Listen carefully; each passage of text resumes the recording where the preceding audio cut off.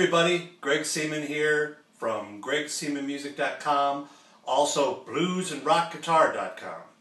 And I want to go right to our lesson today, and what I'm going to do is talk to you about how I am playing, how I would solo over and use modes and scales over my backing track that I have on my YouTube channel that you can play along with and find.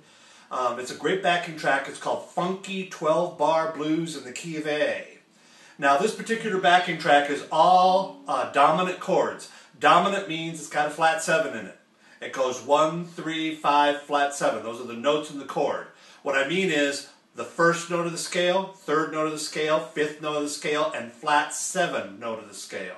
So I'm going to use A7. I'm going to use D9, which is still a dominant chord. It's got the flat 7 in it, but it also adds 9.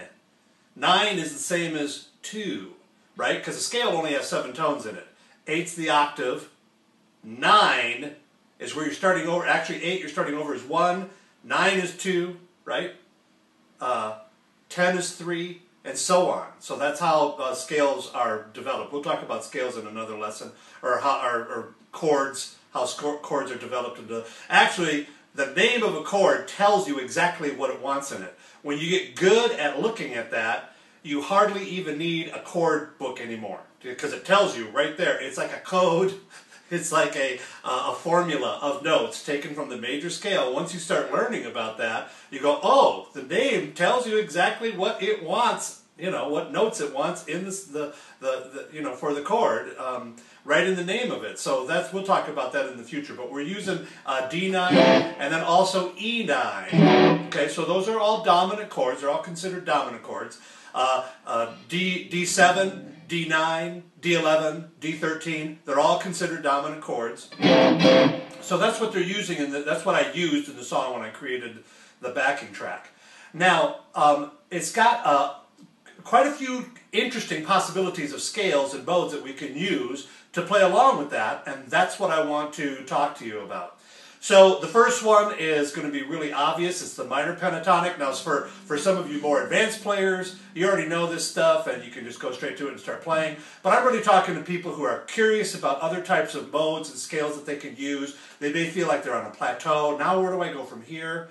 And some people are kind of beginners at playing lead guitar. So I have a lot of students like that. I love working with them. It's so fun to just be explaining to people and get them going on the right direction, on the right foot. Modes and scales in lead guitar can be really overly complicated. I watch so many videos of other people and read books by other people, and they just make it so complicated.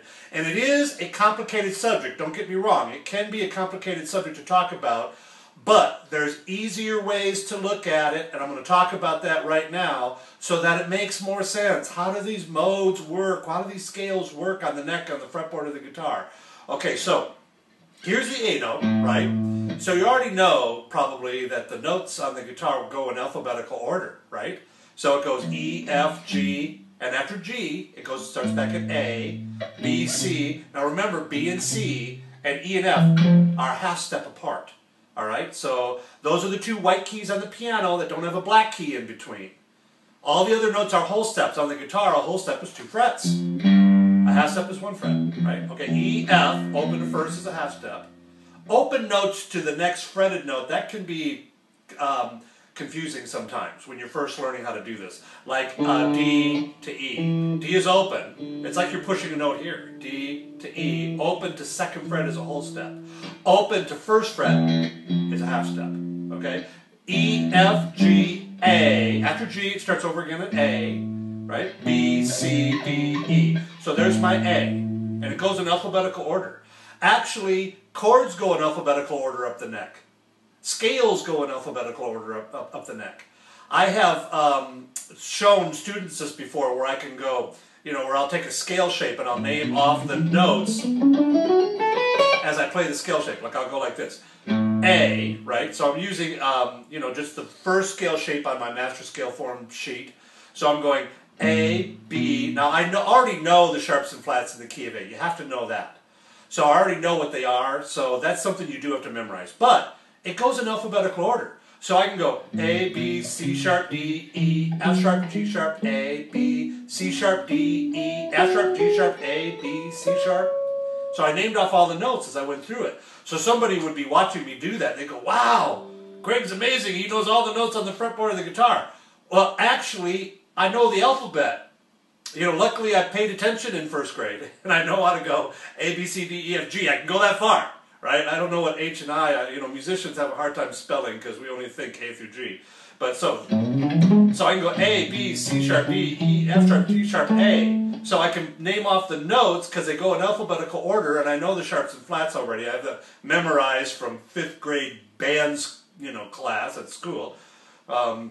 So I can name them off, and they go in alphabetical order, and you don't have to have all the notes on the fretboard memorized, where you just go, oh, that's a G, oh, that's an A, you know, where you can point it out like that. Now, I can do that, but, and also you have to be able to equate it to the written note on the page when you're looking at notation, be able to look at that and go, oh, that's a G, that's a G. You know, I can find it and be able to play it on written notation. But that's how the fretboard of the guitar works. It goes in alphabetical order this way and this way. Okay, so that is really important. And it's built so that it goes in nice little neat groups of 4 and 5 frets. So people might go, okay, it goes in alphabetical order this way, but how? What do I do? Like A, B, C, D. No. It's all in a nice little group of 4 or 5 frets. That's the way the guitar is actually played. The tuning of the guitar makes it conducive for playing across this way. All right? Now, because consider this. The notes are tuned to fourths. E to A is a fourth. E, F, G, A. 4 notes. E, F, G, A. That's A. A, that's the next string. E, F, G, A. A to D is a fourth. D to G is a fourth. G to B, 3rd string to 2nd string. That's the weird one. It's a 3rd instead of a 4th. Then B to E is back to a 4th. That's the standard guitar tuning. Guitars can be tuned so many myriads of different ways, but that's standard tuning for the guitar, okay? So, and they're tuned to 4ths, and the reason for that, and actually all stringed instruments work like this, violins, mandolins, cellos, anything that's got strings that you're putting your fingers on a fretboard, right? Even if there aren't any frets, it's still called a fretboard, right? You're still the fretboard. But the reason why it's that way is so that our major chord, all of our triads, are in nice little neat groups. Look at that, G is right there. If I tuned it to A, B, C, D, E, F, G, a G chord would be like, you have to go like this to make a G chord. No, if we tune it to 4ths, and the human hand can reach it in a little 3 or 4 fret sequence, like this. It's conducive to human beings being able to put their hands on there and make the triad. That's why it's tuned that way. And that's how scales work too. They go that way in a nice little group. So if I start on A to B is a whole step. So B's got to be there. Okay? C is here. There's A, B, C, because B and C are a half step. Now the key of A, C is sharp, so I know I have to go A, B, C sharp. If I start on an A and I want to play an A major scale, I have to play the C sharp. A, B, C sharp, D, E, F sharp, because F's here, F sharp, G sharp, G's here, here's G sharp, A. So I play through the scale in order.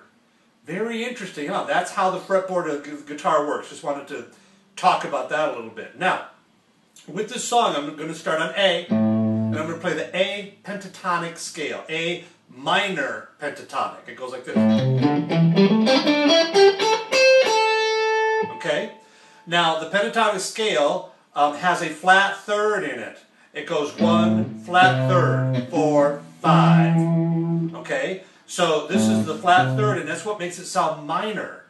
It is a minor scale. It's kind of weird because it's a minor scale that's going to be played over chords that do not have flat thirds in them. So what that's going to do is it gives it that bluesy, downright, funky bluesy sound. That's what it does with that flat third in there.